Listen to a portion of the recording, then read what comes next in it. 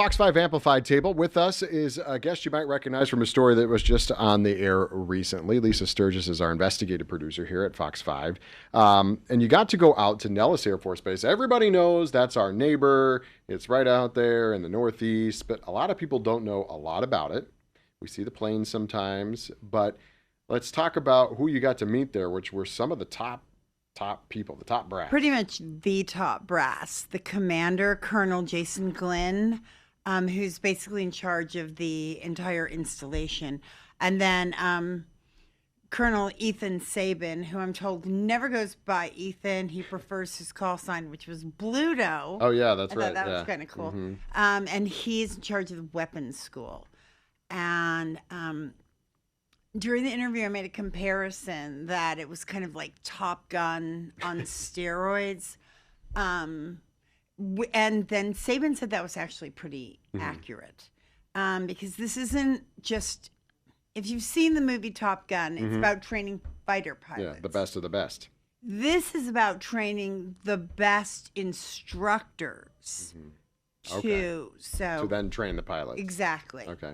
And I was told by the base historian that there were pilots and instructors who had gone through the red flag training, which is what they call it, prior to flying combat missions during the last the Saudi during Operation after 9/11. Rock Freedom and yes,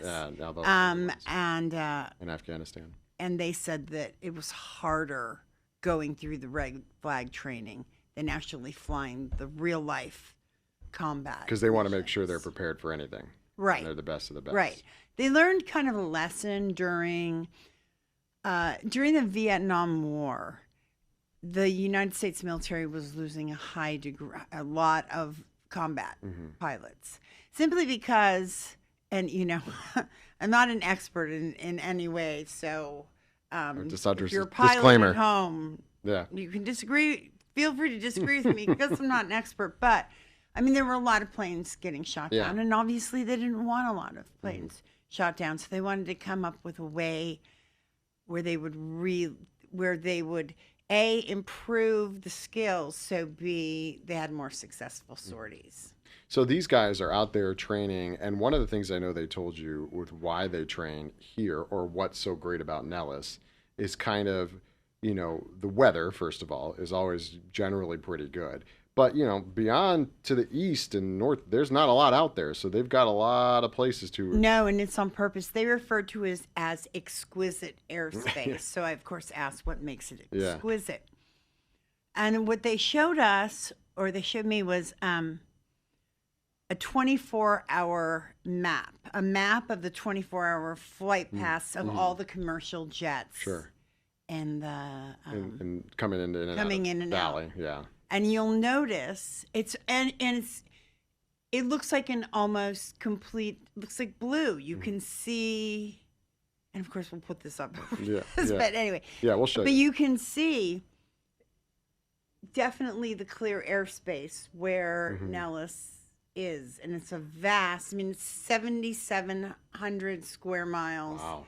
Of unrestricted training space. Because also, if you fly in and out of the valley, the flights that come into Harry Reid just basically go east-west, right over Henderson, right over our station, right out there. Right. And then if the weather is out, they come from the other side, like kind of over like Pahrump area, and they just come in, and that's it. And then you have obviously North Las Vegas and Henderson, but those are small airports and not as much fun. Right, and they're both also probably having more of an east-west. So they've got all that area out there. All that area where they can go, and pilots come with their aircraft from all over the country to the exquisite airspace offered by Nellis Air Force Base, and they go through this training school. And they fly day sorties, night sorties. Sorties means a mission. And they just fly. They do have some, there's classroom and there's training on the ground. But the real draw to the area would be that 7,700 square miles. And beyond, getting up in the air and trying things. I know in your career you've actually been up in the Thunderbirds. We were talking about that in the past, but which also is based at Nellis, but that's more of a show. But they are some of the best pilots that are out there.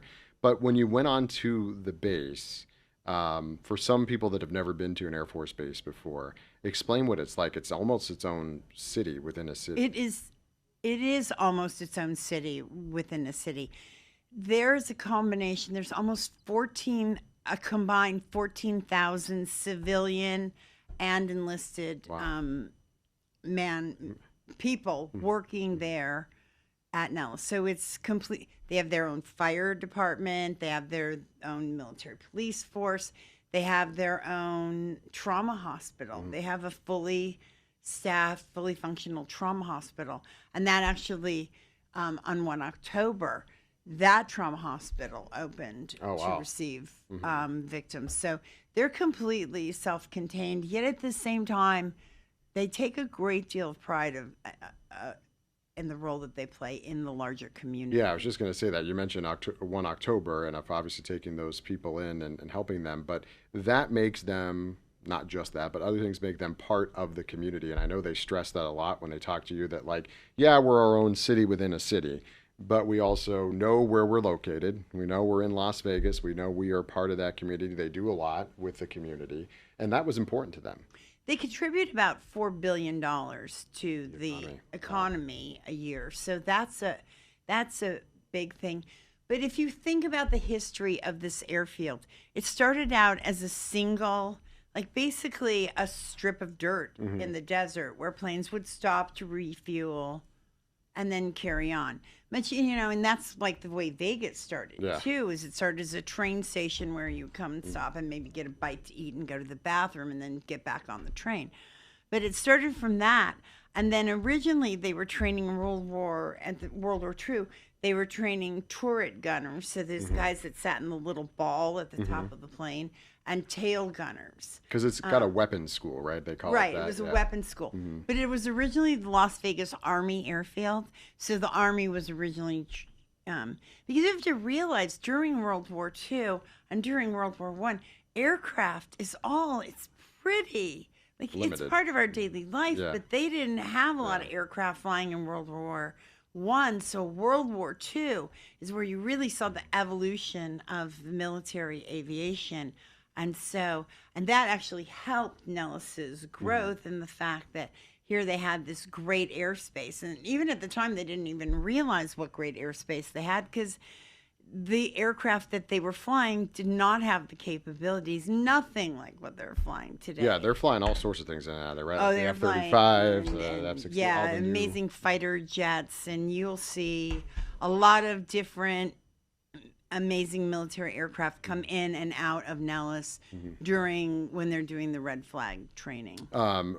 When I know when you were there during the day and you were shooting your interviews, and putting the story together, I noticed that some of the video we used I think it came from them. But what a cool shot that they have of like these amazing military aircraft taking off with the sphere right behind it. And I know it looks closer than it is just because of the way they shot it, but it was just to see that, I was like, because I think as somebody that's relatively new to the area and knows that Nellis is out there, you think it's way out there. But it's really not. One of my first weekends here, I got in the car and I just drove around and I went out towards Northeast and I'm seeing the signs, and then all of a sudden there it is. It's like right there. So it's not that far out of the city. No, and the thing is, when I have spent, prior to coming back to Vegas, I lived in southwestern Arizona on approach and landing to a major Marine Corps air station. So you get used to the sound of freedom. Here, now, I personally live down here in Henderson, so we don't hear it we don't hear it too much. Up north, you hear it, So they are part of the community in more ways than one. Yeah. Right, but of course, they're flying north to get to that Exquisite air. So we don't see it that much down here. And I think because they're always flying away, they're flying the combat missions away from the city. We may not be, people who live here may not be as cognizant of what's going on out there. That's just speculation on my part, but. What was the coolest thing you saw when you were out there for that day? It was probably talking to the people, but I know you're only there for a short period of time, but did you get to see anything on the Air Force Base? Actually, you don't get to. Actually, that's why most of the video the video came from the Air Force, is they didn't show us a whole lot. Well, and that's part of that security. Some of that's timing, but some of it's security. I know years ago I flew out to an aircraft carrier and landed on the aircraft carrier and we got to shoot stories, but they were very specific about what we shot and when we shot it and different things like that. So, they're keeping national security at, in the front of mind when they have camera crews there, but they do want to show off what they do. They do also want to tell you what they do because, we all have Area 51, right? It exists out here and I'm still the newbie, right? So I still have a lot to learn about that. But people look at these Air Force bases, these military bases as like, oh gosh, I don't really know what happens in there.